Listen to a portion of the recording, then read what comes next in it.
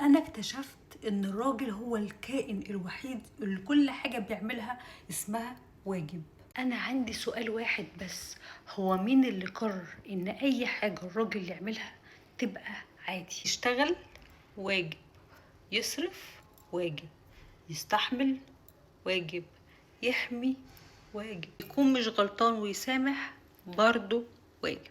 لكن اول ما يقول انا تعبت الدنيا كلها تستغرب، ايه ده؟ هو في راجل بيتعب؟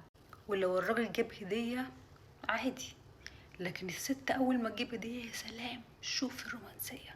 الراجل يدي كل حاجة ويضحي ويقولوا له في الاخر ده دورك انت الراجل. يعني الراجل مطلوب منه ان هو يبقى ATM وسواق او سكيورتي، سباك، نجار وكل حاجة، وفي الاخر مع ضغط الدنيا كلها لو نسي مناسبة ولا نسي عيد ميلاد يبقى هو اكبر مجرم في التاريخ. بص هقول لكم حاجة، انا مش بقول خالص ان الستات مش بيتعبوا، بس برضو الراجل محتاج ان هو يتقاله شكرا. يعني مش كل مرة لازم يسمع انت الراجل ده دورك، دي اقل حاجة بتعملها.